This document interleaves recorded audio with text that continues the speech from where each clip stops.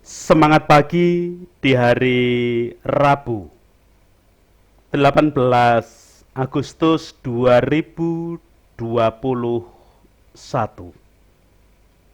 Setelah peringatan kemerdekaan Republik Indonesia ke-76 kemarin, hari ini kita akan kembali bersekutu, menyatukan hati, menyatukan pikiran, menyatukan hidup di dalam persekutuan anggota keluarga Allah. Kita memulai dengan terlebih dahulu meninggalkan keramaian dunia, menenangkan pikir, menenangkan hati dalam saat teduh sejenak.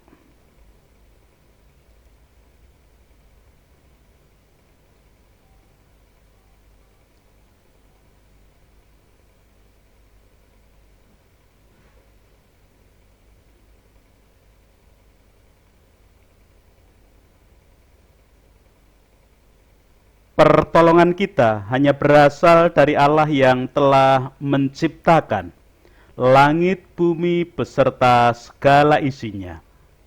Kasih karunia dan damai sejahtera yang dari Allah Bapa kita dan Tuhan Yesus Kristus ada pada saudara sekalian. Amin.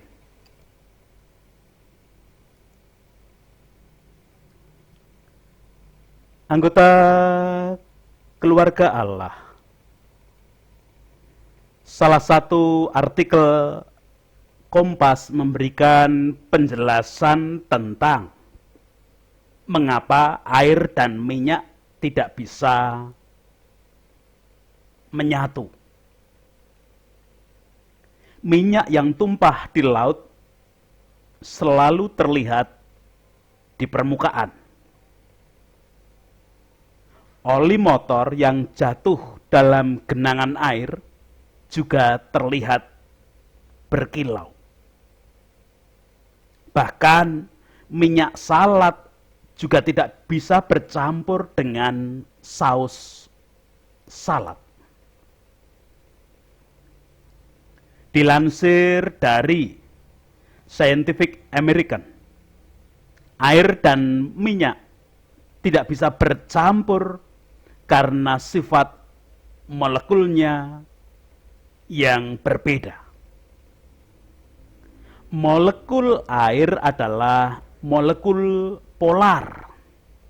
Artinya salah satu ujung molekul memiliki muatan positif dan ujung lainnya memiliki muatan negatif.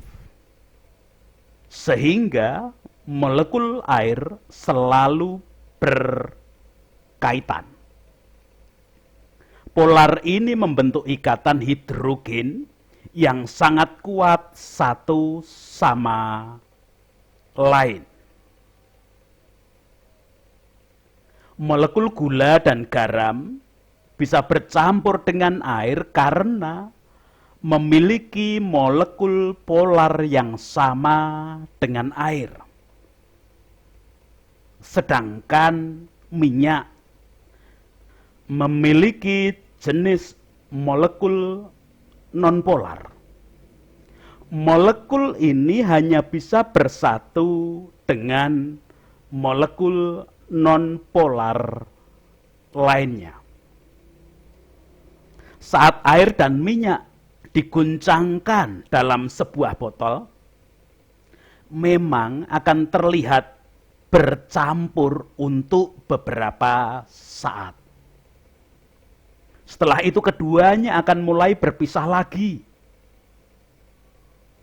Setelah diguncangkan, minyak akan pecah menjadi manik-manik kecil dan akan bersatu kembali dengan minyak lainnya dan berpisah dengan air. Hal ini karena molekul air saling menarik satu sama lain, sedangkan minyak akan saling menempel, kemudian membentuk dua lapisan. Biasanya air akan berada di bawah sedangkan minyak di atas air. Hal ini karena minyak kurang padat dibandingkan air. Tetap bisa dicampurkan, namun harus menambahkan pengemulsi. Salah satunya menggunakan sabun atau deterjen. Deterjen dan sabun pengemulsi merupakan molekul dengan satu ujung polar dan ujung yang lain nonpolar. Minyak dan sabun diguncangkan secara bersamaan dan menimbulkan banyak busa. Campurannya akan berwarna keruh atau kuning. Molekul pada deterjen akan menjadi jembatan antara molekul minyak dan air. Sehingga minyak dan air seolah menyatu.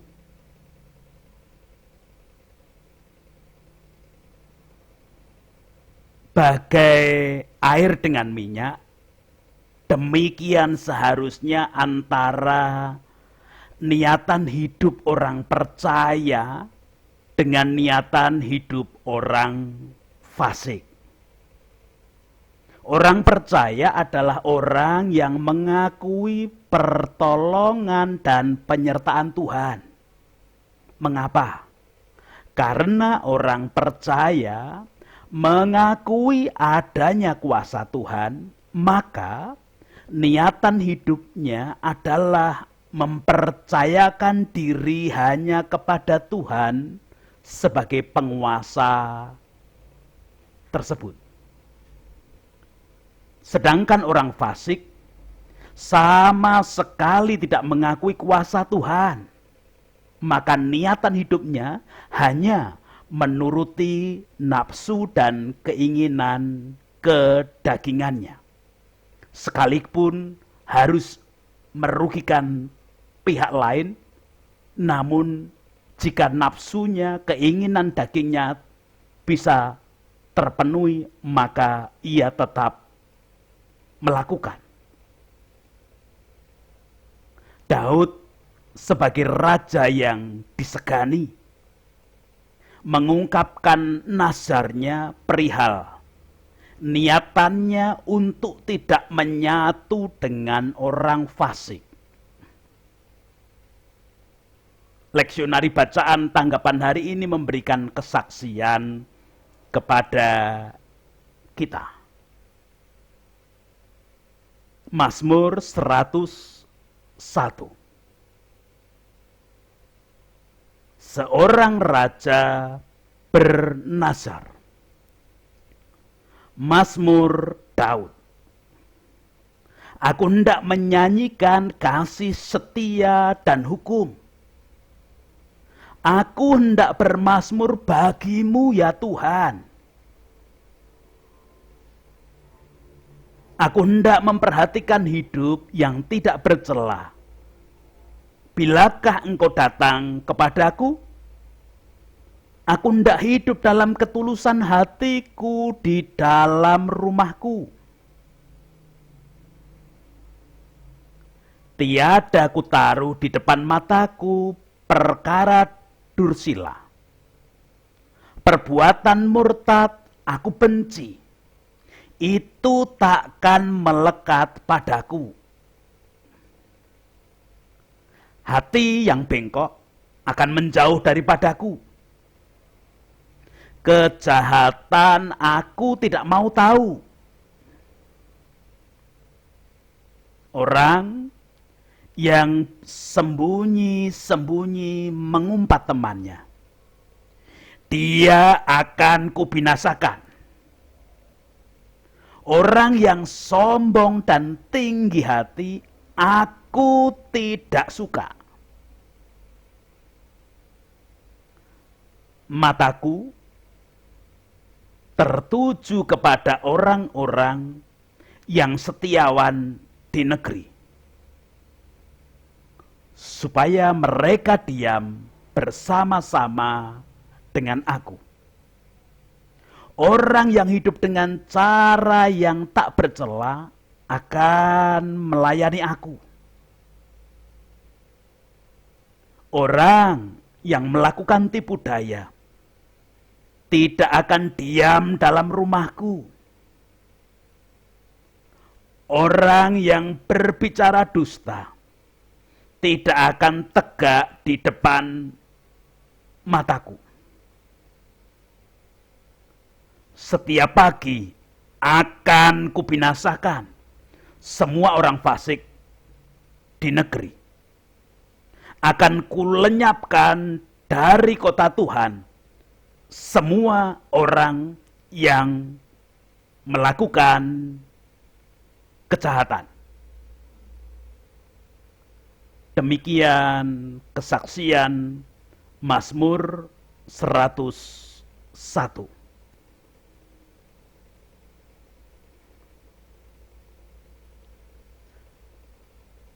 Anggota keluarga Allah, air dan minyak adalah sama-sama benda cair, namun tergolong benda mati,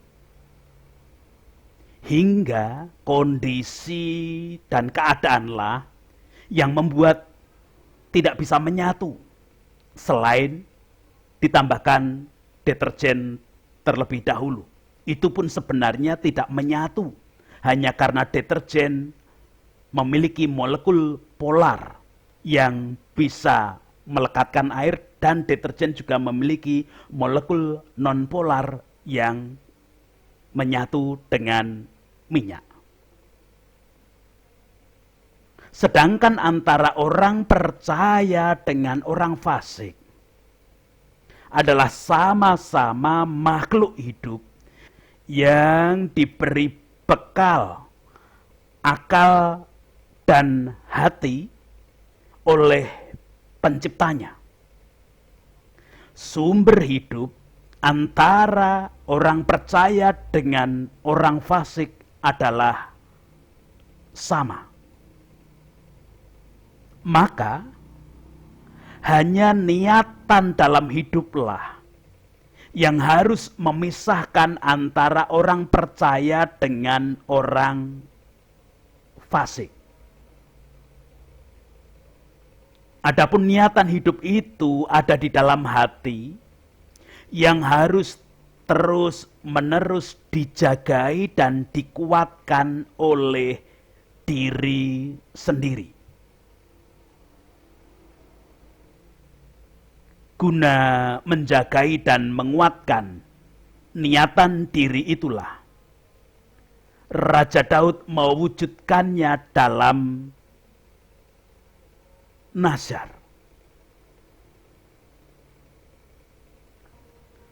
Anggota keluarga Allah, terlebih dahulu kita akan membedakan antara nazar dengan janji.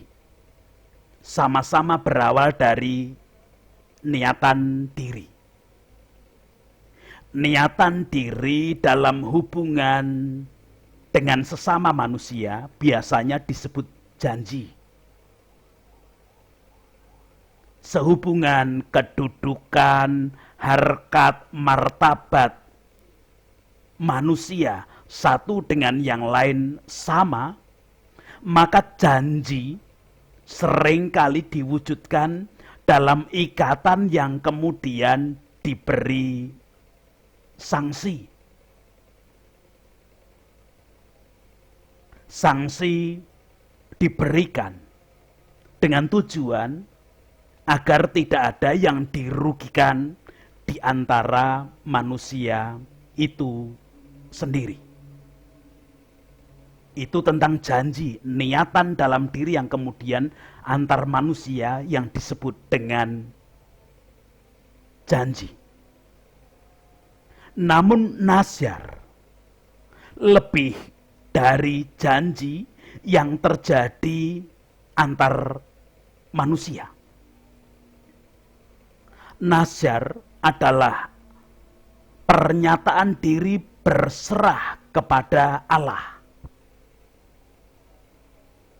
Dalam hal ini jelaslah bahwa Allah adalah pencipta dan manusia adalah ciptaan. Allah sang Khalik, manusia hanya ciptaannya. Allah sang pemilik dan manusia adalah yang dimiliki oleh Allah. Allah adalah penguasa dari segala sesuatu yang ada. Maka nazar adalah wujud penyerahan diri kepada Allah, mempersembahkan hidup kepada Allah, merendahkan diri di hadapan Allah yang Maha Kuasa, yang dilakukan secara sukarela. Namun demikian, nazar harus dilakukan dengan setia. Anggota keluarga Allah, untuk itulah Daud melandasi nazarnya dengan pernyataan di dalam ayat 1, aku hendak menyanyikan kasih setia dan hukum, aku hendak bermazmur bagimu ya Tuhan. Nyanyian merupakan ungkapan isi hati yang dinyatakan dalam lantunan lagu. Dalam hal ini, Daud mengungkapkan isi hatinya tentang kasih setia Tuhan dan hukum Tuhan. Kasih setia dan hukum Tuhan dirasakan Daud sebagai kasih setia dan hukum yang paling baik dan paling berguna di dalam hidupnya. Tentu dalam hal ini muncul dan dinyatakan oleh Daud setelah Daud mencoba merasa-rasakan, membanding-bandingkan antara kasih setia Tuhan dengan kasih setia manusia. Kasih setia para bawahannya ketika ia menjadi raja, kasih setia anak-anaknya ketika menjadi orang tua, kasih setia hal-hal yang lain yang ada di sekitarnya. Demikian juga Daud mencoba merasa-rasakan dan membandingkan antara hukum Tuhan yang mutlak dan kekal dengan hukum-hukum yang berlaku dalam kehidupan manusia, termasuk yang ia buat di dalam pemerintahannya. Daud menemukan dan kemudian menyatakan bahwa kasih setia dan hukum Tuhan adalah yang paling baik dan paling berguna di dalam hidup.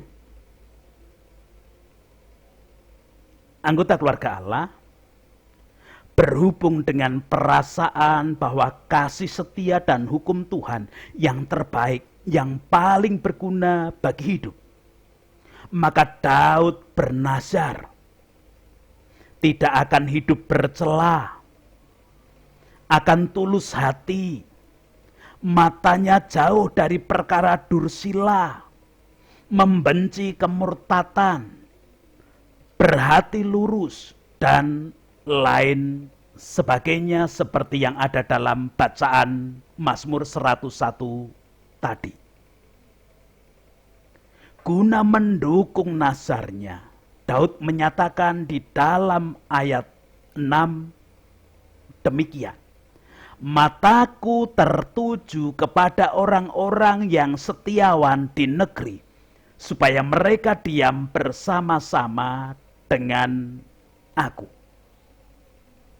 Hal ini berpengertian bahwa Daud akan selalu memusatkan pandangan hidupnya pada orang-orang yang setiawan. Setiawan adalah sebutan bagi orang yang sangat setia atau penuh dengan kesetiaan. Bukan orang yang kadang-kadang setia, kadang-kadang melawan karena lupa. Bukan orang yang dalam bahasa Jawa dangtek, ngot-ngotan. Bukan itu. Itu bukan setiawan. Maka Daud setelah memusatkan pandangan hidupnya pada orang-orang yang setiawan tadi, Daud pun akan selalu hidup bersama dengan orang-orang yang setiawan tadi. Artinya Daud juga pengen selalu hidup sebagai orang yang penuh dengan kesetiaan yang sangat setia. Tentunya kesetiaannya kepada Tuhan. Bukan kadang-kadang ingat akan kuasa Tuhan, kadang-kadang lupa. Kadang-kadang meyakini bahwa Tuhanlah sumber kehidupan, kadang-kadang lupa. Bukan itu yang dikehendaki Daud. Daud ingin selalu menjadi orang yang setia kepada Tuhan. Anggota keluarga Allah, sebagai raja yang diberi kuasa, Daud menyatakan di dalam ayat 8, setiap pagi akan kubinasakan semua orang fasik di negeri. Akan kulenyapkan dari kota Tuhan semua orang yang melakukan kejahatan. Dalam hal ini Daud sadar dia diberi kuasa oleh Allah sendiri lewat urapan yang dilakukan Allah melalui nabinya. Makanya Daud bernazar bukan hanya setia kepada Allah, tetapi sebagai seorang raja yang merasakan berkat dan pertolongan penyertaan Tuhan di dalam hidupnya, ia akan berpisah dan tidak mau menyatu dengan kefasikan dan kejahatan.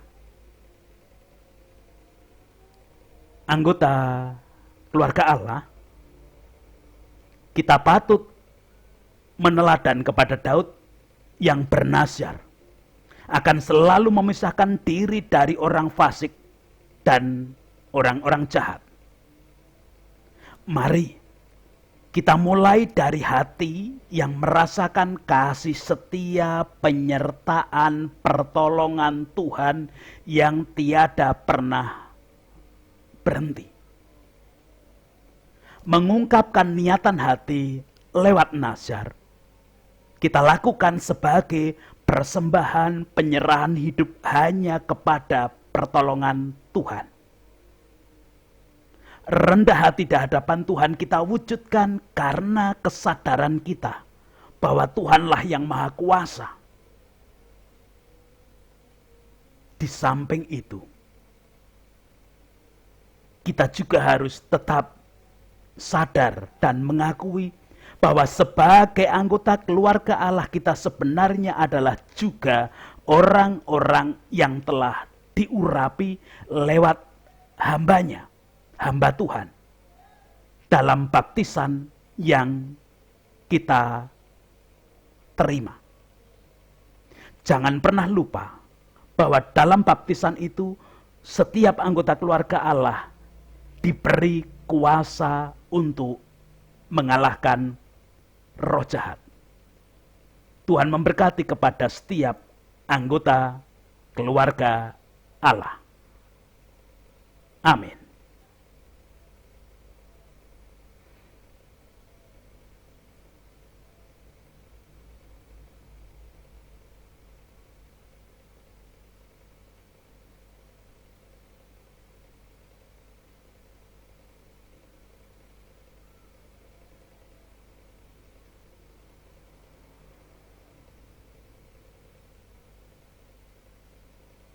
Kita menyatukan hati di dalam doa syukur dan doa syafaat.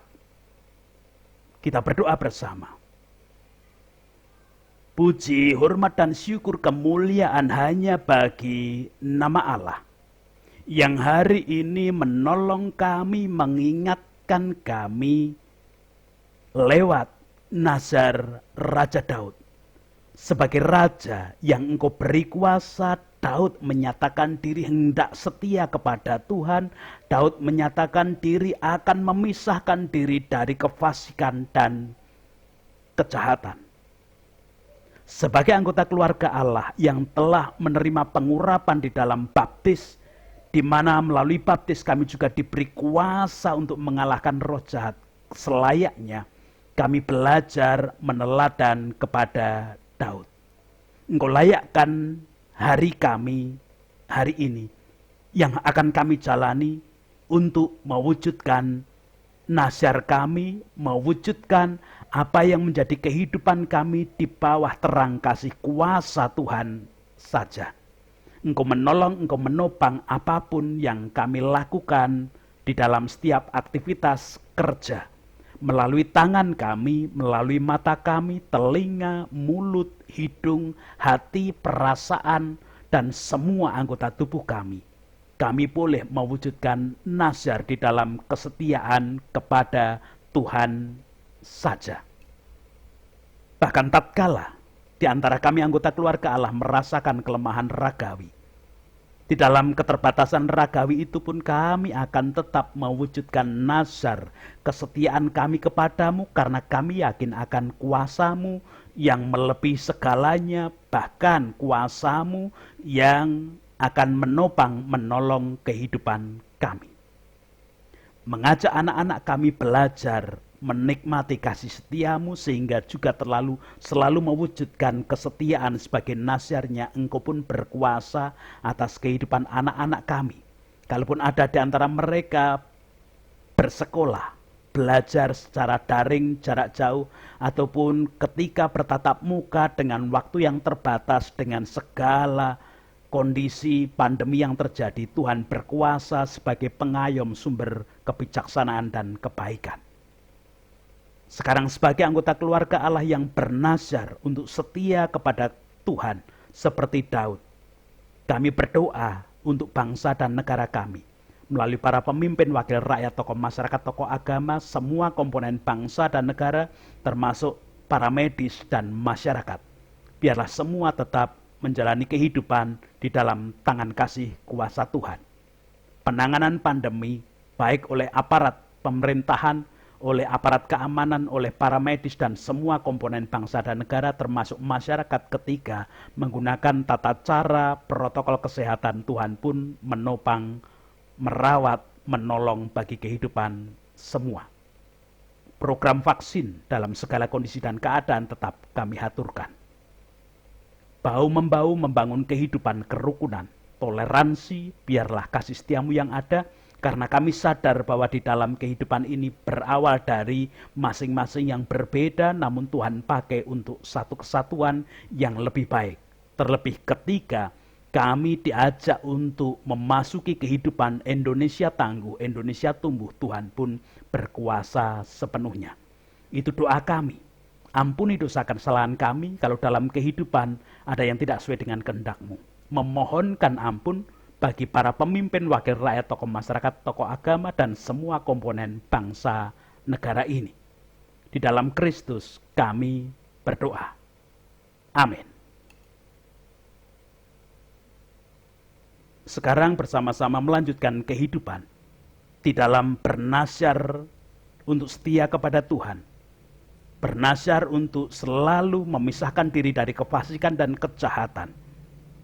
Dan kita mewujudkannya karena kasih setia Tuhan juga di dalam berkat yang diberikan Tuhan kepada kita.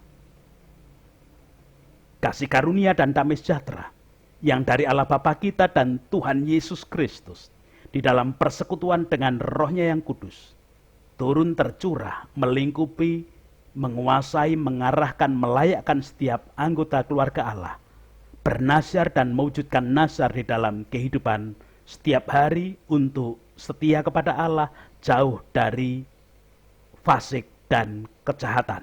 Amin.